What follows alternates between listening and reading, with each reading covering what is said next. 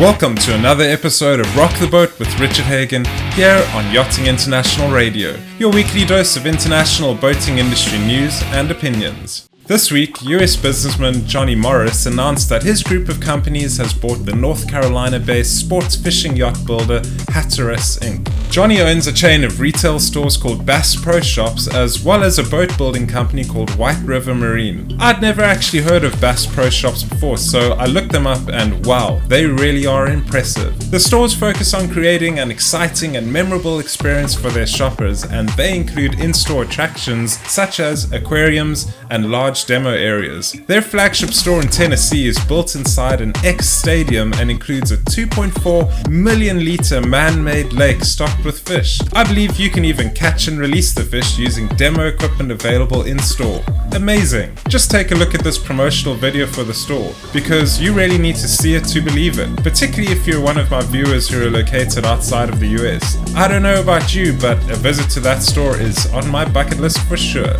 Johnny's other company, White River Marine, currently builds a range of smaller fishing and leisure boats, including the Mako brand. White River Marine plans to move production of its Mako and range of saltwater boat brands to North Carolina. Simultaneously, it will embark on a massive upgrade of the Hatteras factory. It says that the upgrade will modernize the facility and turn it into, quote, a state-of-the-art coastal manufacturing center generating hundreds of jobs, unquote. The company plans to start offering factory tours and demo rides at sea. Meanwhile, the space created by the departure of Mako and range of saltwater at the existing factory will be utilized to expand production of the remaining freshwater boats offered by the company. Up until now, Hatteras has manufactured a range of boats that included a mix of sports fishing boats and very large luxury cruisers. However, the Hatteras brand has really established itself as an important contender in the sports fishing boat market in the US. White River Marine says that it plans to capitalize on Hatteras' sports fishing heritage, and so it will primarily focus on building, quote, the very finest sports fishing boats ever made, unquote. That's quite a bold claim. While Hatteras Yachts undoubtedly have an established reputation in the sports fishing fraternity, they're in an increasingly crowded market. Competition from rivals such as Viking, Riviera, and Bertram Yachts is fierce, and that's not to mention the various custom builders all around the US. And client expectations are continuously evolving, with owners demanding greater levels of comfort, technology, convenience, and, of course, power. White River Marine says that its purchase of Hatteras will not result in any job losses across either of the two companies. In keeping with its commitment to nature conservation, it has pledged hundreds of thousands of dollars in funding for conservation efforts and projects around the state. Everglades Boats in Florida has pulled the covers off its latest and greatest project, the new 455CC. The 455 center console is the company's largest model on offer, and it's the brand's new flagship. Everglades says that the boat is the longest and widest model it has ever made, and a central theme of the new boat is its helm position, which is also the biggest one it has ever fitted to a boat. The dashboard features 3 Garmin touchscreen multifunction displays that provide all of the information you could want about the boat and the fish below it. The deck offers side access doors to both port and starboard, a second row of Garmin monitors for passengers to enjoy the action as well, and in-floor fish boxes. Additionally, the cabin features some other firsts for the brand, including separate heads and shower compartments. Everglades is a renowned manufacturer of large, high-quality fishing boats, including center consoles, a dual console, and various bay boats. The company has been around for about 20 years now, and it says that it prides itself on innovation and time-honored design, along with uncompromising fishability. Family is also important, and so its boats are made to be comfortable and loaded with amenities to keep everyone happy. The 455cc is available to order now at everglades.com.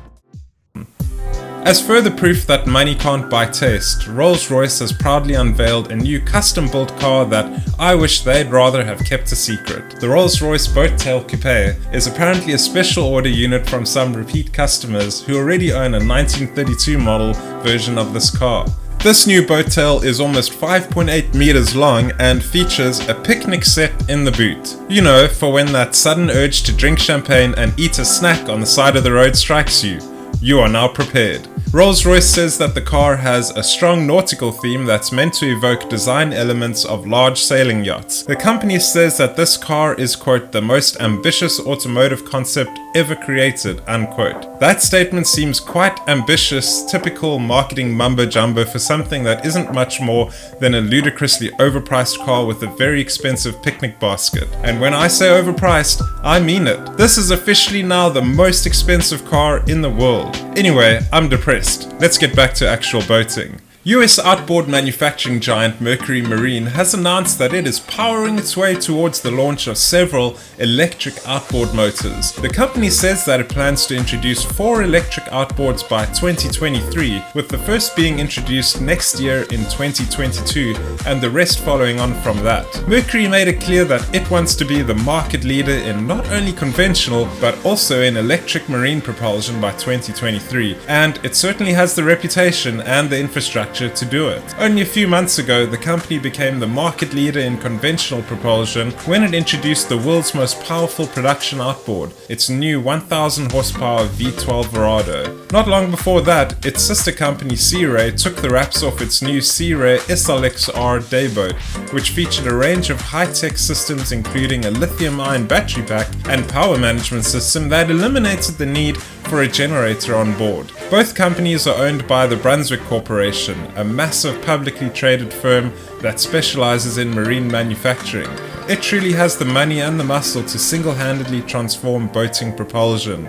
And according to its statement, it has the people to do it too. A team of 40 specialists will, it says, accelerate its electrification initiatives. Mercury says that its new electric options will start becoming available from the beginning of 2022, so watch this space for more news on that. Well, that's a wrap for this week's news. I really hope you enjoyed it. If you did, please remember to give it a like and subscribe if you haven't yet. For those of you who don't know, when I'm not making these videos, I'm a marketing copywriter specializing in working with the boating and marine industry. I offer professional blogs, email marketing, product descriptions, website content, and anything else you need to be written up, and for everything else, I collaborate with a fantastic team of media professionals. Contact me on my website at richardhagan.com or via LinkedIn to set up a quick call. I'd love to hear from you. All of my details are in the description. Thanks a lot for watching, and I'll see you next week.